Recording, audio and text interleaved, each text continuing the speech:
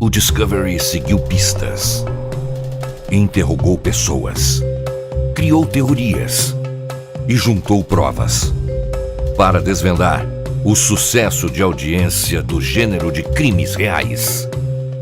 E agora, você será testemunha dessa descoberta.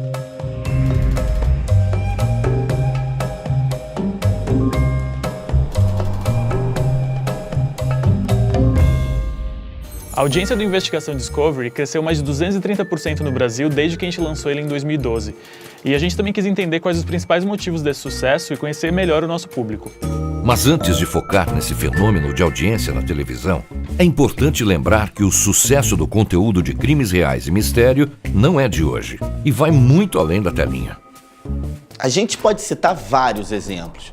O Edgar Allan Poe, que é considerado o pai do mistério, lançou seu primeiro livro em 1841. Já Agatha Christie, segundo o Guinness Book, foi a romancista que mais vendeu livros no mundo. Foram mais de 4 bilhões de cópias traduzidas para mais de 100 línguas, ficando atrás somente de Shakespeare e da Bíblia. A gente pode citar também o Truman Capote, que foi quem estabeleceu essa temática de mistério como gênero de romances não ficcionais. Um espaço literário onde escrita criativa e jornalismo se encontravam. Nas palavras dele, crimes reais e histórias de investigação são uma potente forma de arte. Se a gente traz essa questão para o Brasil, podemos dizer que o Nelson Rodrigues talvez tenha sido aquele que primeiro fez esse encontro do jornalismo com a ficção. Lá na década de 50, quando ele assinava a coluna Vida Como Ela É no jornal Última Hora, ele usava exatamente as tragédias reportadas no jornal como uma fonte de inspiração para suas histórias. Além desses autores clássicos, outros mais contemporâneos continuam fazendo também muito sucesso. O James Patterson, que já escreveu mais de 130 romances de suspense policial, vendeu mais cópias que o Dan Brown, o Stephen King e o John Grisham juntos. Sem falar que crimes famosos sempre serviram de inspiração para a criação de conteúdo. Você vê, faz mais de 20 anos que a história de investigação sobre a morte da Nicole Brown Simpson é contada por aí. Tem mais de 50 documentários sobre o O.J. Simplesmente senti um arrepio na espinha. Por aqui também rola um certo fascínio em cima dos crimes famosos, né? Até hoje a gente vê personagens como o casal Nardoni e a Suzane Richthofen nos jornais e na internet. Essas histórias de crimes reais chegaram até nos podcasts.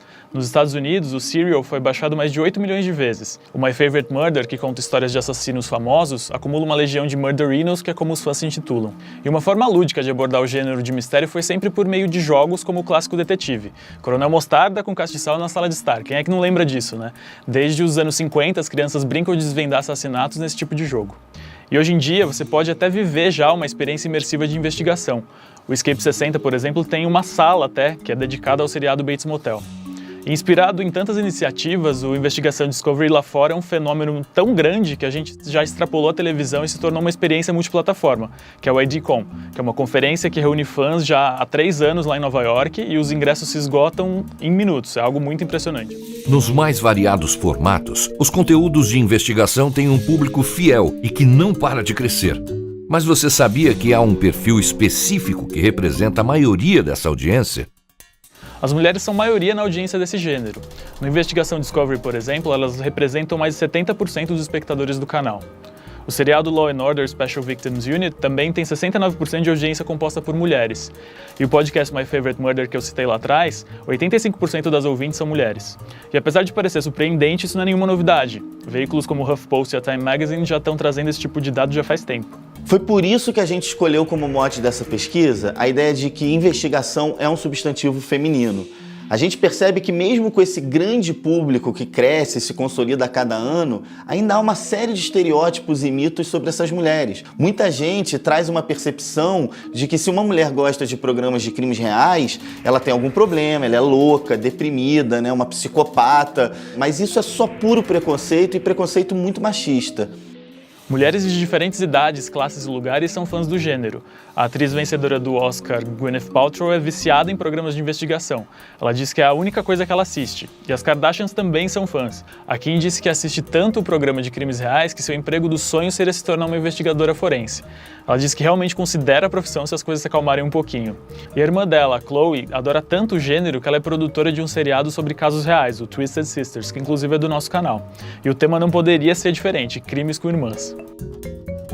Fora elas, também tem a cantora Taylor Swift, que está entre os 69% da audiência feminina do seriado Law & Order. Ela é tão fã que acabou batizando a gata dela com o nome da personagem principal, que é Olivia Benson. Ou seja, consumir esse tipo de conteúdo é muito mais comum do que a gente imagina, né? E mais do que isso, elas assistem para se entreter mesmo. Porque para muitas chega até a ser um momento de indulgência.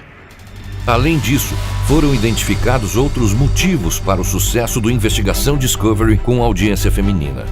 Um deles é a vulnerabilidade. A gente sabe que as mulheres se sentem mais vulneráveis, que elas estão mais sujeitas a sofrerem crimes dentro e fora de casa. É importante lembrar que o Brasil é a 7ª nação mais violenta para mulheres. Isso é um dado concreto. A cada 2 horas, uma mulher é assassinada no Brasil. Ou seja, o medo é algo tangível e real. E, de alguma forma, assistir programas de crimes reais se torna um alerta.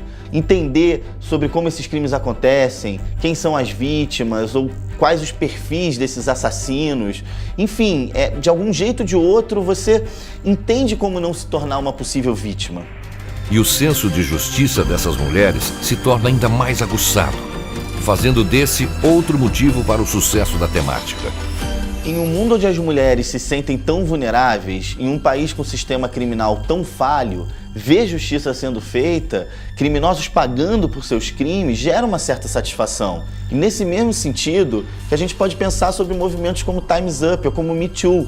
É claro, estamos falando de uma outra perspectiva aqui, mas são movimentos que também trazem esse sentimento, né? Afinal de contas, eles estão combatendo abusos que foram silenciados por muito tempo. A partir do momento que as mulheres ganham voz e suas opiniões e pensamentos importam, também fica evidente a supremacia da inteligência. O gênero de crimes reais ajuda a aumentar o repertório. O público acaba entendendo mais como funciona o sistema judiciário, quais são as particularidades de cada lei, como as penas são aplicadas e até como as provas são validadas nesse tipo de processo. E o bacana é que programas de investigação são como um grande quebra-cabeça de provas, fatos e testemunhos que a gente vai juntando. As pessoas não estão simplesmente ouvindo uma história a ser contada, elas vão sendo estimuladas e provocadas a investigarem o crime junto com a narrativa. Outro motivo observado na pesquisa é a empatia que essas histórias geram. As mulheres são naturalmente mais empáticas que os homens.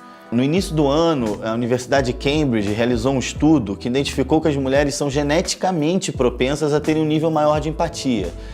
Casamentos abusivos, traições, depressões pós-parto, psicopatias, todas essas histórias e dramas que envolvem os crimes poderiam acontecer, obviamente, com várias mulheres. E tudo isso gera uma identificação na audiência.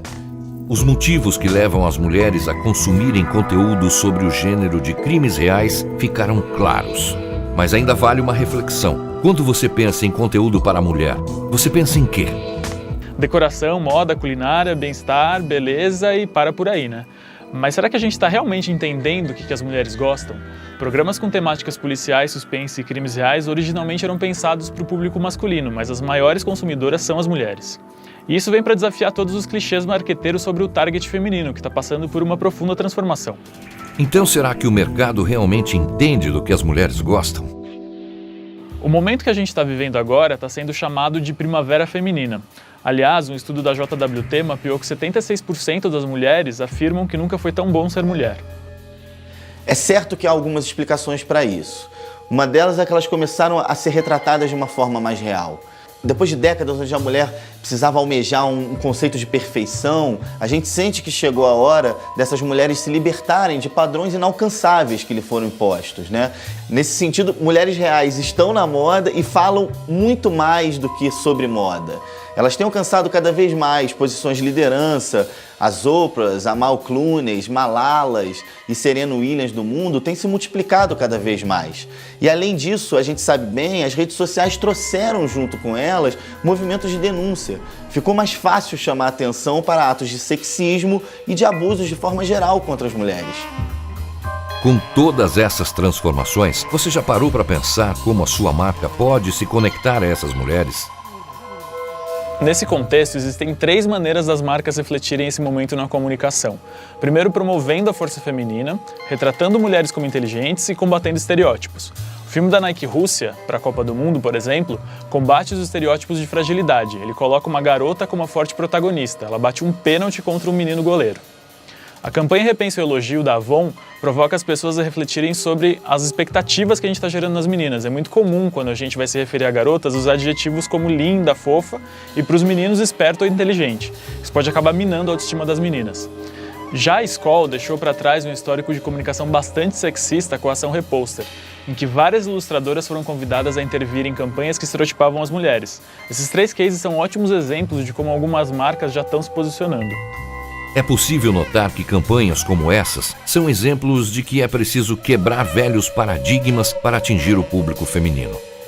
E o gênero de crimes reais, que como vimos, faz grande sucesso entre as mulheres, também pode ajudar a derrubar esses estereótipos.